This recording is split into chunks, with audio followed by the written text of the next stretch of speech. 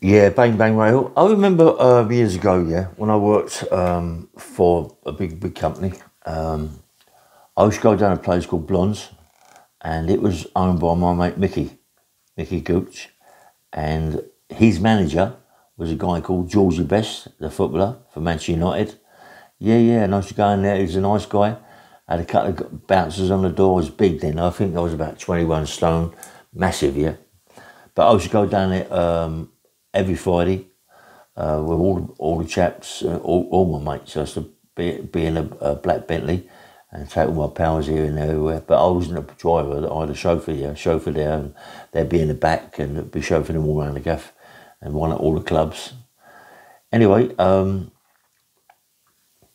not quite sure I said this story before, but I've done 700 odd videos. I forget myself now. You know what I mean? But anyway, I'm in the club. Loads of people in there. Good night. And I loved it in there, you know what I mean? Because there's all proper faces in there. And then we used to go from there, usually to Browns, yeah? Sometimes Browns, sometimes Pal Joe, Blondes, Fidenzi, sorry, or whatever, Stringfillers, Hippodrome, all them sort of places we used to go to, yeah? Anyway, I used to go to most Fridays and get home late Sundays with Danny, my girlfriend, and she would look after kids, or just my boy. And I used to say to her, look, you better start going out yourself, you know, with your mates, you know what I mean? I don't mind. Just enjoy yourself. And she was going out, going down to the clubs, and she used to go down Blondes quite a lot, you know. And I got a phone call one day from Blonde saying that she's down there and she's with her mate and she's got a couple of guys wrapped around her, you know. So I'm not worried that much about it. And they said, look, you know, I said, what's going on? He said, well, they're a bit close, Ray, you know what I mean? She, you know, so I thought, all right, come down and sort and have a word. So I got a phone the mother-in-law and said, look, come look after my kids, just going to go out for a little bit of time. Shot down at the Blondes, took her BMW down there, drove down to Blondes, parked at this one on the corner, walked at Blondes. I mean, they know me, who I am, so I just walked straight in. And there's these two guys, like Italian-looking fellas, around my Danny. My Danny's Italian, yeah? Around my Danny. My Danny used to go out with this guy in Kensington High Street. He owned about 4 restaurants down there. This big guy, big nose. She used to go out with him, and she was with him for a long time. So I've got a funny feeling it could be him. Right? I don't know. I goes in there, and it's anyway, they're all armed lovey-doveys and all that. And walks out and says, you all right? She went fucking white. She went as white as a sheet of paper that I'm leaning on, yeah. And the guy started getting a bit mouthy. And I said, do sort of favour, mate. Do sort of favour.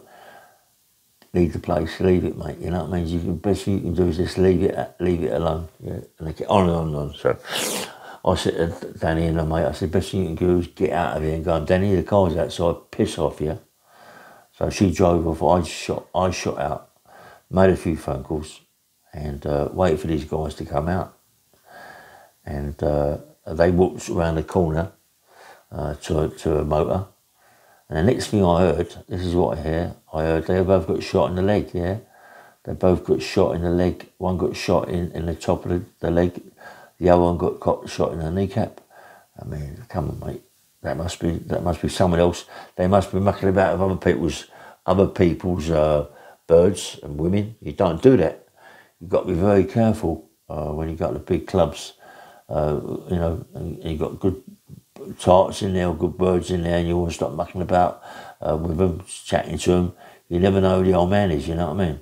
And anyway, nothing really happened, you know. I got pulled in for a little chat, and that was it. They knew it was nothing to do with me. But the guys were just liberty takers, and that to be served up that way, yeah. And everybody knew everyone knew then, yeah, around all Mayfairs and all around there, all the clubs, who I was with, you know, and you've got to have big respect. You've got to respect, mate, and you know, if you're looking after big people, and they've got to give you respect. Well, it doesn't matter what club we went to, the doors open for us. We never paid. We just walked straight in, It was lovely. Never had a couple of tries. Fidenzis, fucking hell. I've had more trouble down for Fidenzis than enough.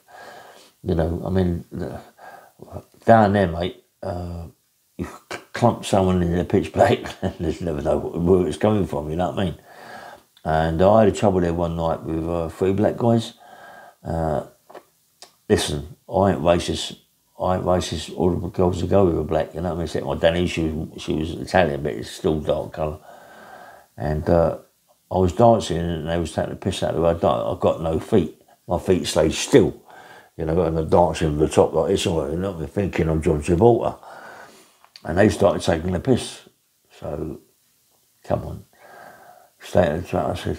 I said, mate, do yourself a favour, calm down, slow down, do you know what I mean? Just slow down, behave yourself. I'm 19 stone, 20 stone, they're about, 13 stone, 11 stone, I don't know. And they keep on and on and on. And they get in what they've had a drink, they're on gear, on the coke, this, that and the other. And I'm thinking to myself, here we go, it's off, it's going to kick off. I'm with all my mates down there. There's about 10 of my mates down there. There's 3 of these geezers, silly as arseholes, thinking they're big time Charlie potatoes, and it's going to kick off, yeah? So I thought the best thing I can do is keep my eyes on them. So I kept my eyes on them. I see one go to the toilet. He's more like going there for a toilet for a shovel, isn't he? Listen, he went to the toilet. He went to the toilet for a shovel. Believe me, he got a shovel, mate. He must have thought that a shovel hit him on the head. Because when I went in there, I went, crack. I only hit him the once. He went spark out. But I'll tell you something. When people take things like coke, you can hit them on the chin sometimes and they just shake their head because they don't know what it is that coke. It does something to the nut, you know what I mean? It makes them immune to it, you know what I mean? I go, whoop, hit him on the chin. He went over and I walked out of the place and I went to his mates, quick, come here, quick, like that, you know? And one rushed over and I said, your mate's just collapsed. And he went, oh, bam! I swear this, mate. I swear. I can fucking bang, you know what I mean? I don't take drugs. I had a little drink. I didn't take drugs at the time when I was looking after that lot. Didn't take drugs. I didn't really drink. I was just really, really fit and solid. Do you know what I mean? I swear I knocked these 2 spark out, mate. And the other one, he was like quivering. He was quivering. He knew. He didn't even come back out of that toilet, mate. He knew. He quivered. You know, I walked up to him and I said, do sort of favour, get your powers and piss off out of here, you know what I mean? Just go. And they went. And about 4 weeks later, I'm down for Denzi's with about 6 of us, yeah? Come out of the club. And there's about, 5, 6 of these guys, black guys there. And they want revenge. They're down there waiting for me, mate, you know? I'll come out with Gary Stretch, Nigel Benn, Ray Sullivan, Mickey Gooch. There's about 4 or 6 of us come out. Listen, mate, they just melted. As soon as I seen Nigel Benn, they melted. And they got in the car and shot off. Greatest thing ever. It mightn't have been there with Nigel, I suppose it had kicked off. But Nigel Benn, mate, let me tell you, Nigel Benn can kick off, mate. Nigel Benn was a fantastic kickboxer. No, he was a fantastic kickboxer, mate, Nigel Benn. You know, he was, I think he called Aikido, is it Aikido? I'm not quite sure, quite something. But he was good at kickboxing. He was a champion, I think he was European champion at kickboxing, Nigel. He can really have it, mate. He can really have it. I see him, I was going down to Barbican, yeah? And I see him down there, and he was fantastic, mate. I see him on the bag, and he was doing the bag, but not only was he doing the bag, he was walking around kicking it. He was a professional fucking boxer then. He was fighting for the titles and all that, you know, Eubanks and all that. But he was like on the punch bag kicking it, like, and he was mustard. And the first time him, before I was looking after him, it's the first time that I ever met him was down the Barbican. And I used to train there most days. I used to drive SLK.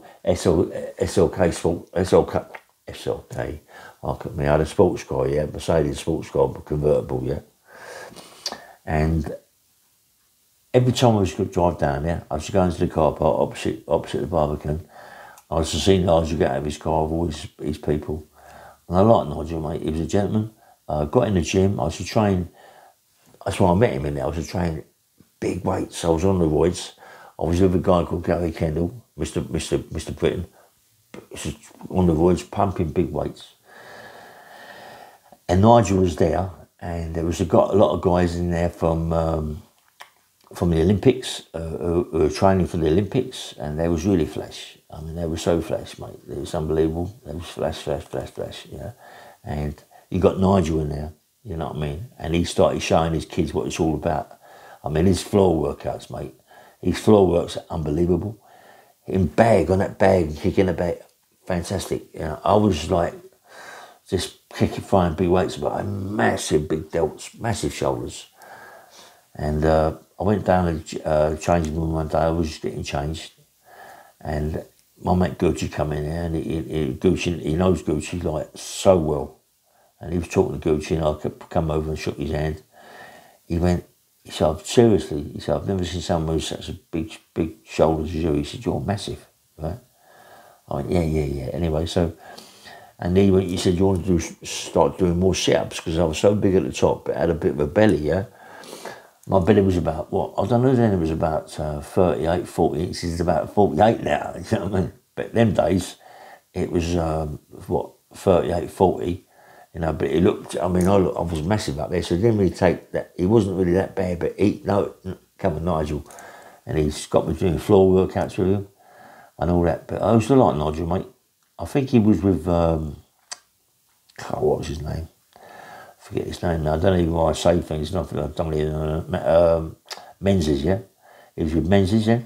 And I like Menzies. Menzies is not a right nice geezer. He liked me a lot, Menzies. And, Nigel, I just become mates with Nigel. But I think it was Tate. Was it Tate who was with Nigel Ben? I think it was Tate, but I'm sure. Do you know, like, being that was with Nigel and all that, I'm sure I must have been around Tate as well, not even noticed him, yeah? Not even noticed who he was, you know, but a lot of people say that he was a nice guy and he was around Nigel all the time, Tate and all that, but I can't remember, you know, I can't remember. Maybe it's because I was with that lot and I didn't really care about anybody else around me, which I didn't care about anybody else. I'm with that firm, yeah? And I ain't bothered, mate, about anybody else. And I've got a lot of respect from everybody, you know. No matter what club we go to, we got a lot of respect. But it wasn't so much respect, right?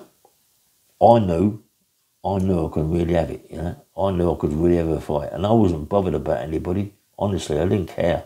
I didn't care about anybody else. I'm young. I didn't care, man. All I wanted to do was look after what I was looking after and get good wages.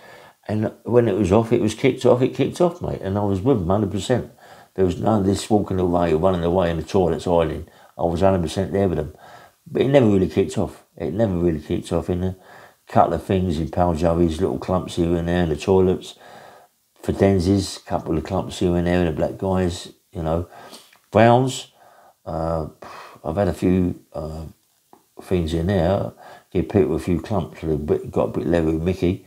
And I got a bit lippy, and people, it's always a way in it. People, because I ain't taking drugs, you notice that when they're on it, they're all on the shovel in the toilets, and they get a bit leery. And Mickey Cooks was a nice geezer, mate.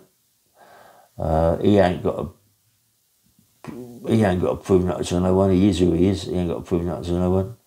They was all petrified because of who was wrapped around.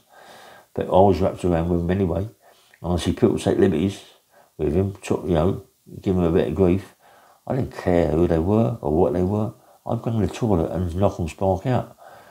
I'd knock them out all the time. I'd just go in and go bang and knock them out. I never used to say a word to them. If they was having a piss at the recess, mate, I'd go crash.